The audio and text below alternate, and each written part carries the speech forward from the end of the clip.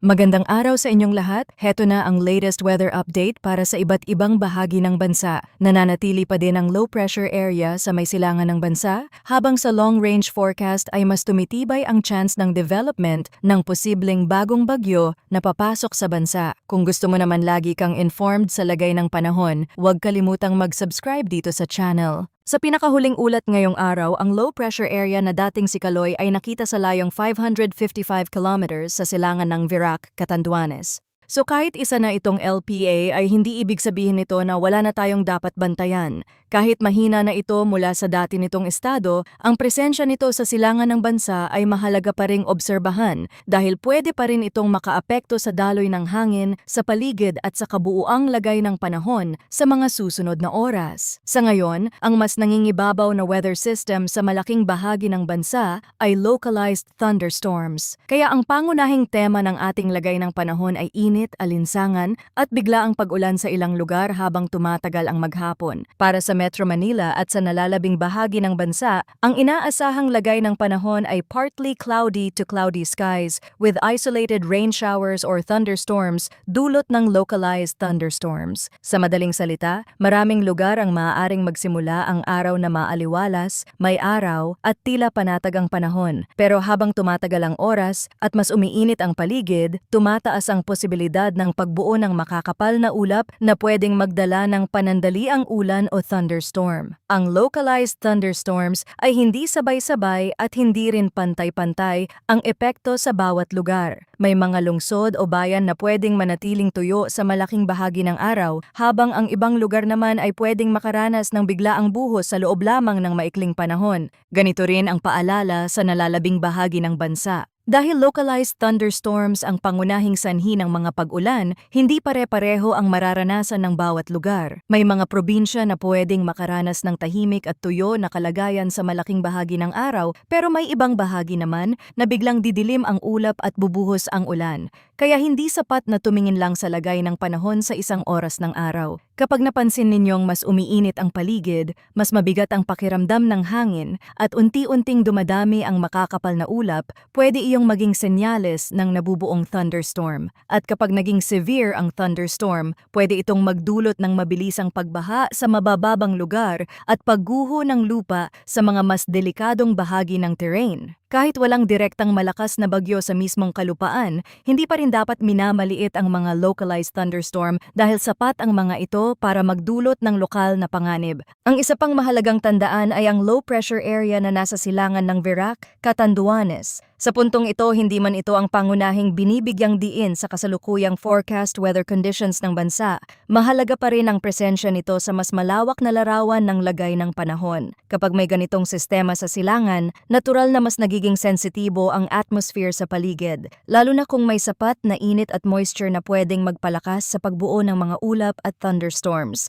Pagdating naman sa hangin at kondisyon ng karagatan, sa Palawan ay inaasahan ang mahina hanggang katamtamang lakas ng hangin na magmumula sa hilaga hanggang hilagang silangan. Ang coastal waters dito ay slight to moderate na may taas ng alon na nasa 0.6 hanggang 1.5 meters. Ibig sabihin, sa pangkalahatan ay hindi pa naman matindi ang lagay ng dagat, pero hindi rin ito dahilan para maging kampante, lalo na para sa maliliit na bangka at sa mga mangingisdang kailangang pumalaot. Kapag may biglang pag-ulan o pag-igting ng hangin sa lokal na lugar, pwede pa ring magbago ang aktual na kondisyon sa dagat kahit hindi naman mataas ang alon sa pangkalahatang forecast. Sa nalalabing bahagi ng Luzon, mahina hanggang katamtaman din ang hangin at ito ay magmumula sa hilaga hanggang hilagang kanluran. Ang coastal waters ay slight to moderate rin, na may taas ng alon na nasa 0.6 hanggang 1.5 meters. Sa unang tingin, hindi ito indikasyon ng pinakamahirap na kalagayan sa dagat, pero mahalaga pa ring tandaan na ang panahon sa dagat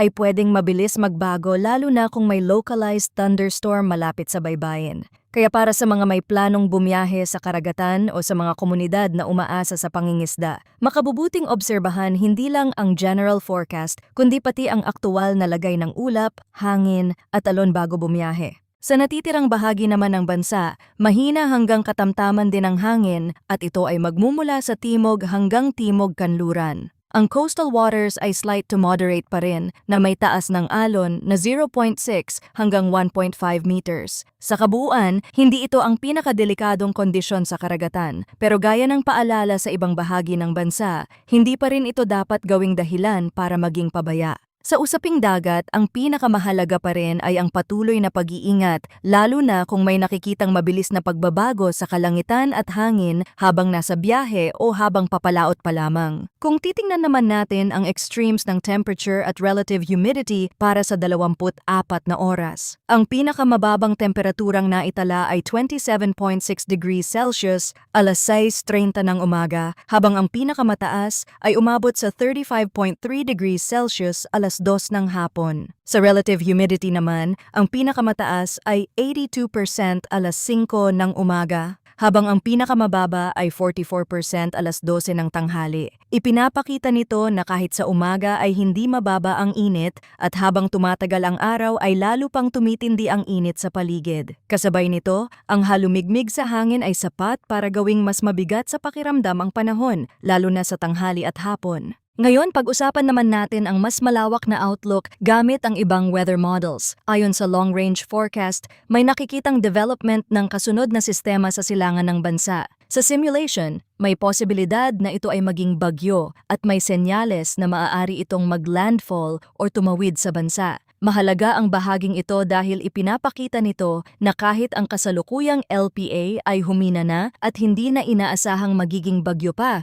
pero hindi pa rin tahimik ang mas malawak na sitwasyon sa silangan. May panibagong development na binabantayan at pwedeng maging susunod na mas mahalagang usapin sa mga darating na araw. Pero kailangang maging malinaw sa puntong ito na malayo pa ang forecast period. Ibig sabihin marami pang pwedeng magbago sa lakas, direksyon, bilis at mismong development ng susunod na sistemang ito. Sa usaping long-range forecast, hindi pa tama na ituring agad itong tiyak na tatawid o tiyak na maglalandfall. Ang tamang pagtingin dito ay maagang pagbabantay pa lamang. Hindi pa ito dapat gawing dahilan para agad mangamba ng husto, pero hindi rin ito pwedeng balewalain dahil kapag may mga model ng nagpapakita ng development sa silangan, ibig sabihin ay may sapat na dahilan para masusing bantayan ang mga susunod na update. Ang mahalagang punto rito ay ito, kapag may pagkakasundo sa ipinapakita ng mga weather model, mas malinaw na tumataas ang posibilidad ng development. Sa ganitong sitwasyon, ang pangunahing nagbabago na lamang ay ang lakas at direksyon ng sistema. Iyan ang mga bahaging hindi pa tiyak sa ngayon, meaning maaaring pare-pareho ng may nakikitang mabubuong sistema sa silangan pero hindi pa lubos na nagkakaisa ang forecast kung gaano ito kalakas at kung saang eksaktong bahagi ito mas lalapit o tatawid. Kaya sa ngayon, ang pinakamahalagang tandaan ay mataas ang posibilidad ng development pero ang detalye ng eksaktong magiging track at intensity ay kailangan pang linawin habang lumalapit ang mga